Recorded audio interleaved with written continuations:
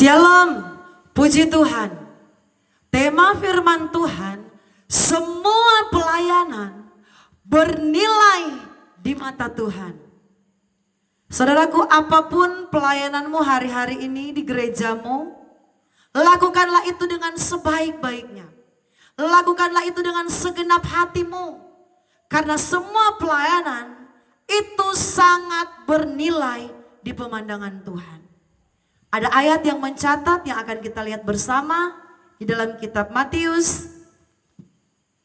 Matius 9 ayat 35. Saya baca untuk kita semua. Belas kasihan Yesus terhadap orang banyak. Matius 9 ayat 35. Demikianlah Yesus berkeliling ke semua kota dan desa. Ia mengajar dalam rumah-rumah ibadat dan memberitakan Injil kerajaan surga, serta melenyapkan segala penyakit dan kelemahan. Saudaraku, inilah luar biasa Tuhan yang kita sembah. Yesus yang kita sembah itu, dia tidak membeda-bedakan pelayanan. Bahkan Alkitab mencatat ayat kok yang kita baca tadi, Yesus berkeliling ke semua kota, ke semua desa untuk mengajar. Artinya apa? Untuk melakukan pelayanan. Yesus tidak berkata, oh saya hanya akan melayani, hanya akan mengajar, memberitakan firman, melenyapkan penyakit di kota-kota saja. Karena di kota orangnya banyak. Tetapi di desa orangnya sedikit. Maaf bicara, orangnya miskin-miskin. Tetapi Yesus tidak pilih-pilih pelayanan. Yesus tidak pilih kasih. Bukan hanya di kota saja. Tetapi sampai kepada desa-desa terpencil sekalipun, Yesus melayani dengan tulus hati. Bahkan Yesus melayani dengan belas kasihan. Saudaraku, ini pelayanan pekerjaan Tuhan semuanya bernilai di mata Tuhan. Tidak harus kita melayani menjadi pengkhotbah kalau memang panggilan kita bukanlah sebagai seorang pengkhotbah. Apapun yang ditugaskan oleh Tuhan dalam hidup kita, di gereja kita masing-masing, itu adalah pelayanan dan itu bernilai di hadapan Tuhan. Apapun tugasmu, lakukanlah itu dengan segenap hati. Yesus, dia menjadi teladan yang sempurna. Dia tidak berkata, oh saya hanya diutus kepada banyak orang. Saya hanya diutus kepada orang yang banyak di kota-kota saja. Banyak juga saudaraku orang-orang sekarang ini. Mereka bersemangat ketika harus melayani, ketika dapat tugas pelayanan di gereja besar. Oh, nanti pelayanan di gereja besar, baru saya mau berapi-api. Nanti pelayanan di hadapan banyak orang, baru saya mau menghormati, pakai baju yang rapi. Pakai baju yang penuh dengan kewibawaan. Tetapi kalau cuma di gereja yang kecil, jemaat yang sedikit, saya melayani apa adanya. Saya melayani biasa-biasa saja.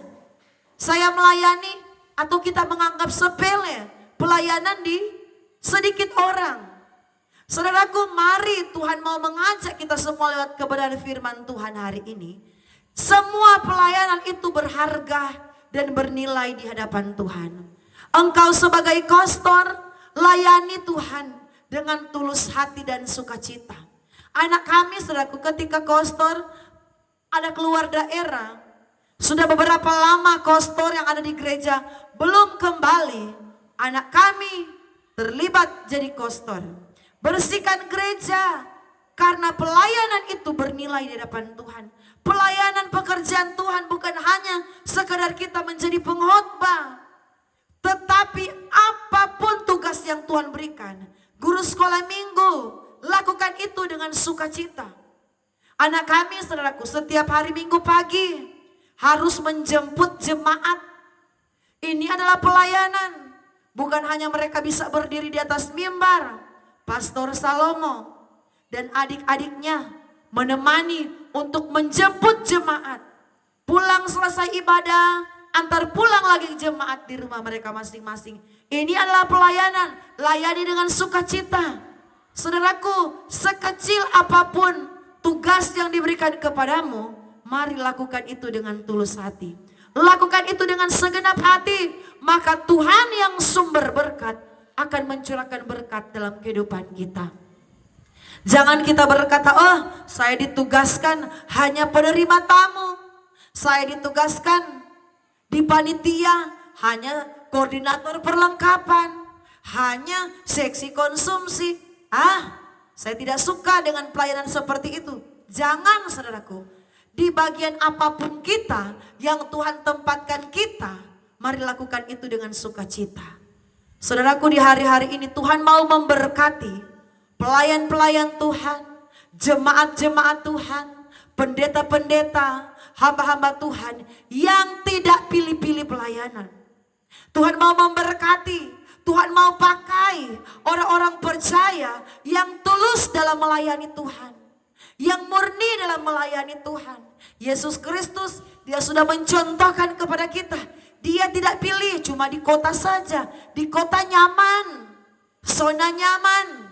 Kalau di desa ya mau jalan kaki, datang ke rumah-rumah, tempat yang kumuh.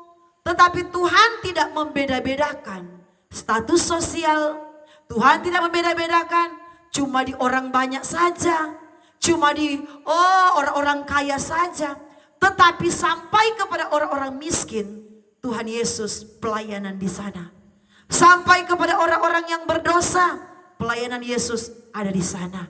Di semua kalangan, pelayanan Yesus ada di sana. Saudaraku, lihat di sini. Yesus berkeliling. Pelayanan Tuhan adalah satu kekuatan kita. Satu teladan yang Tuhan contohkan kepada kita. Kami melatih anak-anak kami, saudaraku. Selesai acara ini kami baru-baru saja bikin acara ulang tahun gereja sekalian Jumat Agung. Selesai acara, saudaraku, piring-piring menumpuk, sendok-sendok menumpuk yang dipakai orang untuk makan, pakai jemaat untuk makan, tamu-tamu undangan untuk makan. Yang cuci piring siapa? Anak-anak gembala, anak-anak pendeta. Itu bagian dari melayani, saudaraku. Melayani Tuhan itu bukan sekedar berdiri di atas mimbar. Kami latih mereka, kami beri pemahaman kepada anak-anak kami. Cuci piring dengan segenap hati. Antar pulang jemaat dengan kendaraan jemputan dengan segenap hati. Karena kalau kalian melayani dengan segenap hati, melayani dengan tulus di hadapan Tuhan, satu saat Tuhan akan pakai kalian dengan luar biasa. Di hari ke depan, ketika kalian sudah besar, nanti Tuhan akan percayakan kalian kepada pelayanan yang besar. Setia dulu dalam pelayanan yang kecil, dalam hal cuci piring, dalam hal bersih-bersihkan gereja.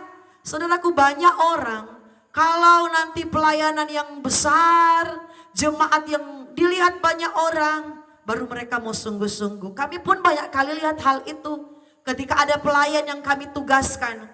Kalau ibadah Natal, waduh semangatnya luar biasa. Melompat-lompat penuh dengan kegirangan. Luar biasa. Tetapi kalau ibadahnya yang hadir cuma 10 orang, yang hadir cuma 15 orang, tidak ada semangat untuk memuji Tuhan. Tidak ada semangat untuk berdiri di atas mimbar. Bahkan kalau pelayanan diberikan tugas cuma sedikit orang, ada banyak kali menolak. Menolak karena dia tahu, oh ini cuma ibadah komsel. Cuma ibadah rayon, cuma ibadah raya kedua yang hadir tidak banyak. Kalau ibadah acara HUT gereja boleh, yang hadir banyak. Acara Natalan, yang hadir banyak. Jangan saudaraku, Tuhan tidak akan memberikan urapannya kepada pelayan Tuhan, kepada hamba Tuhan yang suka membeda-bedakan pelayanan. Tuhan tidak akan pakai dahsyat, Tuhan tidak akan tambahkan pengurapannya, Tuhan tidak akan tambahkan pemakaiannya, karunia-Nya. Karena apa? Membeda-bedakan pelayanan. Pilih-pilih pelayanan, pilih-pilih orang. Kalau orang kaya dilayani dengan sukacita. Kalau orang miskin dicuekin. Saudaraku, pelayanan kami, pelayanan Pondok Daud. Kami, saudaraku, belajar sebagai hamba Tuhan tidak membeda-bedakan status sosial jemaat. Jemaat yang miskin sekalipun Ada seorang janda yang kami layani, jaraknya 40 km dari gereja sentral. Kami layani saudaraku, kami datangi, kami kunjungi janda yang tidak punya penghasilan apa-apa, hanya bergantung kepada anaknya. Tetapi inilah pelayanan. Kalau kita mau dipakai ajaib oleh Tuhan, kalau Tuhan mau promosikan hidup kita, Tuhan mau angkat pelayanan kita, Tuhan memberkati hidup kita, mari layani dengan sukacita. Tanpa membeda-bedakan pelayanan, karena semua pelayanan sekecil apapun itu bagi mata jasmani kita, bagi ukuran kita, itu bernilai dan besar di pemandangan Tuhan. Shalom, Tuhan Yesus memberkati.